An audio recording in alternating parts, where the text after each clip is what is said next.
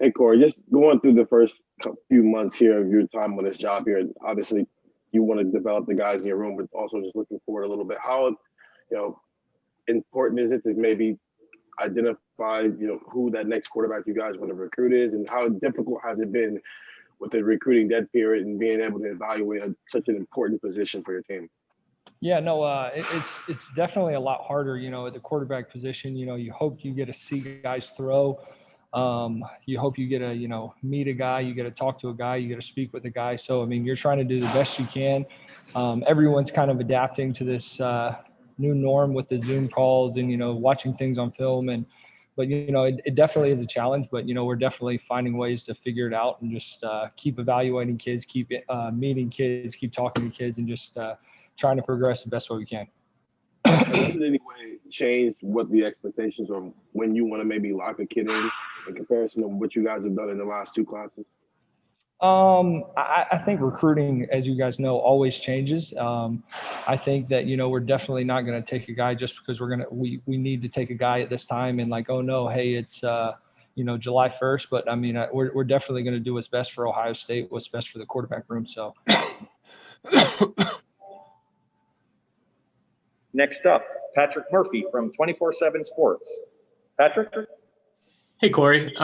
I know obviously the big story this year is Justin and what he's able to do, but you guys you are likely going to need to replace him after this season, and definitely down the road. With the two freshmen you have, how much do you balance getting Justin ready and as good as possible, but also having them ready for whenever it is that they need to step in and be the next guy? Yeah, that's a good question, but in our reality, it's definitely different times. I would say just kind of in the past, guys would prepare to be backups, right? Guys were, hey, who's the next backup? What can you do to be the backup? But I mean, we've all seen it. We've seen it with Cam Newton in the NFL. Right now, you truly have to prepare like you're the starter because there is no, you don't know when your number's called. So it's not like the old school. A guy got dinged up on a play or whatever it is. I mean, it truly could happen tomorrow. And so everyone in that room is going to prepare like they're the starting quarterback at Ohio State. Are you seeing that from the two freshmen? Yeah, absolutely. Every single day they come in, they work hard, they grind. Not only the two freshmen, but, Gunnar Hoak, he's been around for a while. He's seen a lot of football. He knows our offense in and out. But, everybody's preparing and everybody's going to be ready to go if their number's called. Thanks, Corey. Next up, Spencer Holbrook from Letterman Row with Mark Snyder on deck. Spencer? Hey, Corey. When Justin talks to Ryan and those meetings happen, what's the biggest difference that you see in focus level? Is it the focus level? Is it just attention to detail? Like he seems so not flawless, but just in his approach last year. What's the biggest leap that he's taken that you've seen so far? Yeah, no, I mean, I can keep saying it, but it's definitely interesting times, right? We had a little bit more time than we've had in the past, just being able to meet and being able to talk. But I mean, you're right. Like the guy is polished. And the thing about Justin is he wants to be great. He wants to be the best. He's not going to leave any stone unturned. He wants to know why we're doing this, what's the read. And he's truly going to be prepared versus, just knowing our offense, but he wants to know what everybody else is doing, what our offensive line's doing on run plays, what the opposing defenses are going to do. So, I mean, he's definitely, he's all in. He's ready to go. And I mean, his preparation levels, it's through the roof right now. Next up, Mark Snyder from Press Pros with Brendan Gulick on deck. Mark?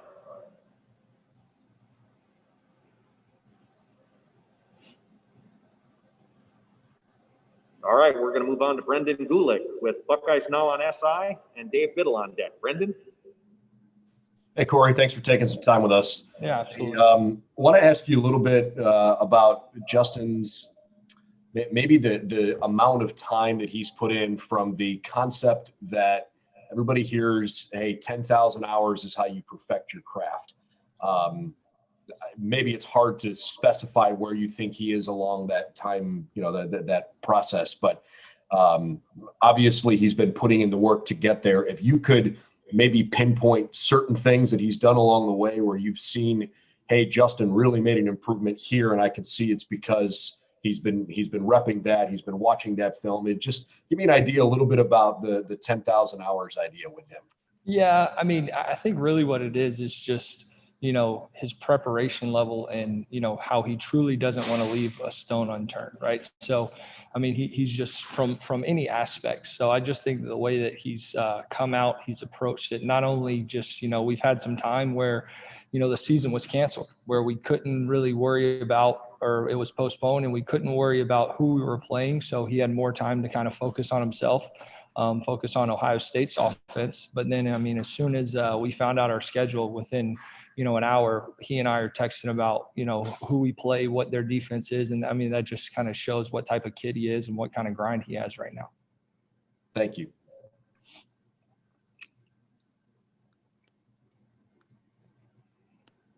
Sorry about that, guys. Next up, Dave Biddle, 24/7 Sports with Bill Rabinowitz on deck. Dave? Hey, Corey, another question about the freshman quarterbacks. How are CJ and Jack Miller coming along, and is one of them a little bit ahead of the other right now? No, I mean, they're both doing really well. They both have good days. They both have bad days, but I mean, those guys are grinders. They're both extremely talented. They're both, they're really diving in, want to know the offense. And in all reality, they have a great, guy to look up to, right? In Justin Fields. So they know, hey, look, if you're not preparing as hard as this guy, then can you truly be where he is in the future? So, I mean, Justin's a great example, and those guys are trying to do everything that he does. Presuming Justin's the starter, massive assumption on my part. If you guys had a game tomorrow, who would be your number 2 quarterback? I think that's something that, we'd evaluate, Coach Day and myself, Coach Wilson, we'd all go in and we talk about it, but, let's just hope that we get to keep Justin Fields. Sounds good. Thank you. Next up, Bill Rabinowitz, the Columbus Dispatch with Tim May on deck. Bill?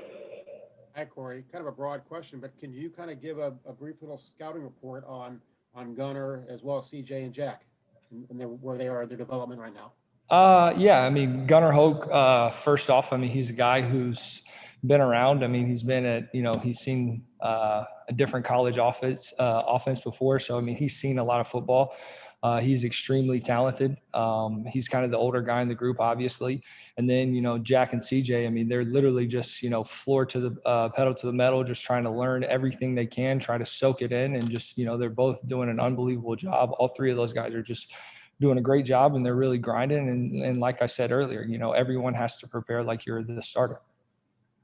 How confident or comfortable would you be if one of those three had to go in and play tomorrow?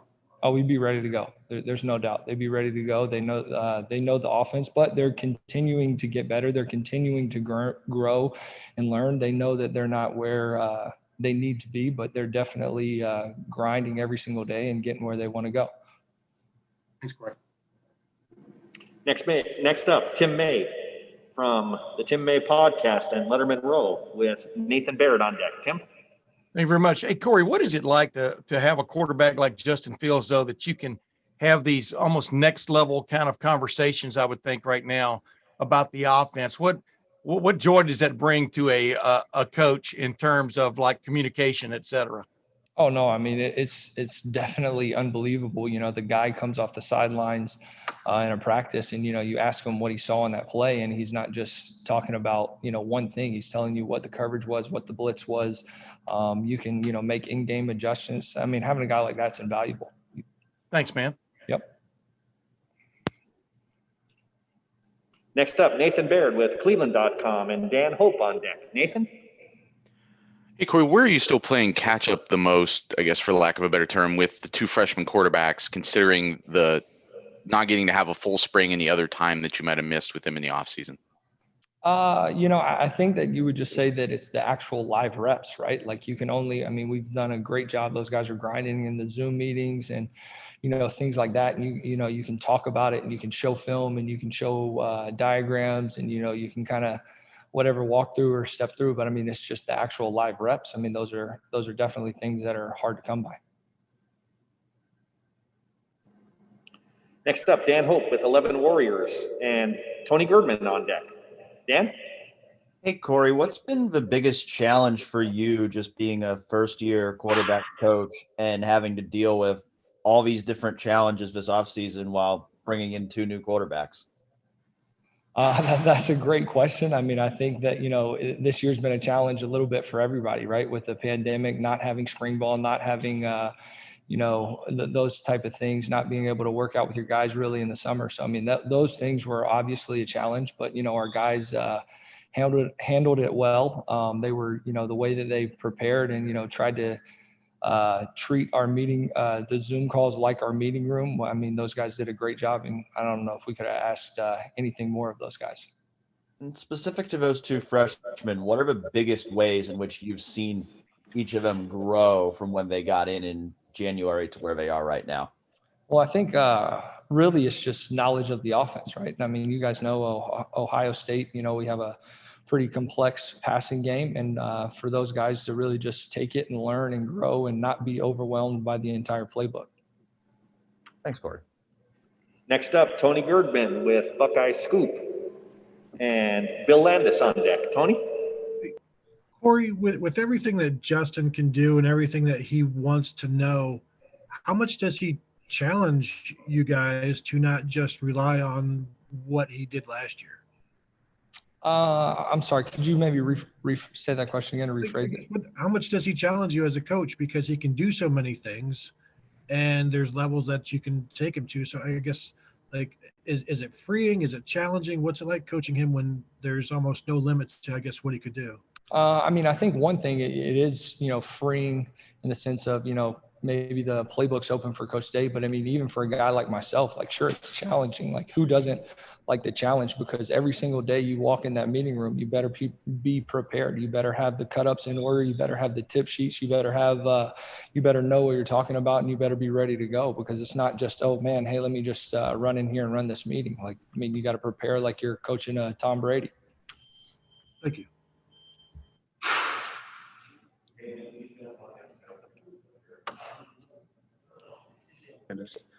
Next up, Bill Landis from The Athletic. Bill? Hey, Corey. Jack Miller dealt with some injuries in high school, as you know, and he didn't play a ton, or at least he didn't play his full seasons his last couple of years in high school. So I'm just wondering, like, was he behind at all when he got here, and maybe how has he come along now that you've been in camp, you've got pads on? Did he have to shake any rust off or anything like that? No, he definitely wasn't behind. I mean, he was ready to go. He dove in, and I mean, I think he was ready to go when he got here, and he's learning the playbook, learning the offense, and I mean, he's continuing to doing everything that we ask of him. Next up, Clay Hall, WSYX TV with Austin Ward on deck. Clay? Yeah, Coach Corey, thanks for the time. Is there something that Justin is better at physically or mechanically?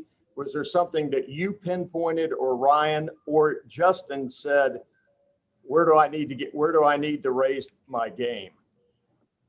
I think that's really just, who Justin is in itself. He's never going to look at his game and say, okay, hey, I'm good there, I'm not good there. I think that, just as his game in a whole, he wanted to dive in, he wanted to get better, and he wanted to continue to grow in all aspects of the game. So everything. I mean, there wasn't one thing, footwork, release. No, he came in and he wants to get better. So I don't think that, he, from all aspects, he tried to improve, and that's just kind of guy he is. He's a grinder. Is it more intellectual than physical of where he's made a jump?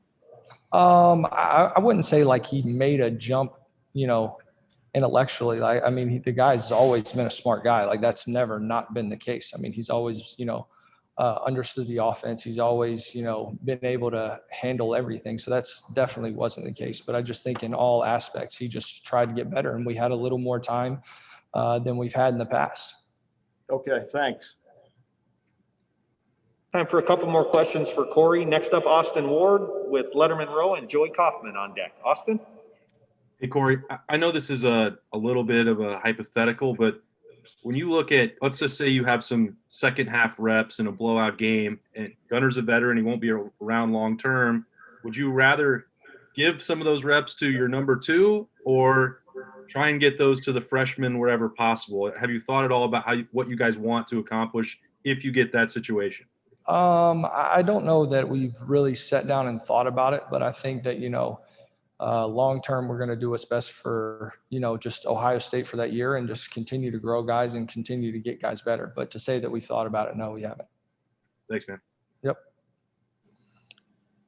Next up, Joey Kaufman with Columbus Dispatch, and we'll end with Adam Rittenberg with ESPN. Joey?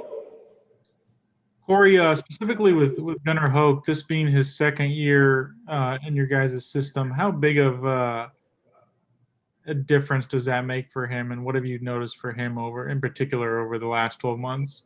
Yeah, no, for sure. Anytime that you're in the offense, for the second year, getting to be around this verbiage and things like that, that's definitely a benefit to you. But I mean, Gunnar's, he's smart. He knows our offense.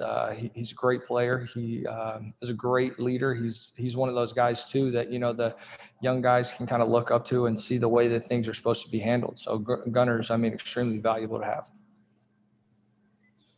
Hey, Corey, just during your time there, and especially in this role, how do you think quarterbacks are looking at being a quarterback at Ohio State, and especially how this system can help prepare them for the draft in the NFL?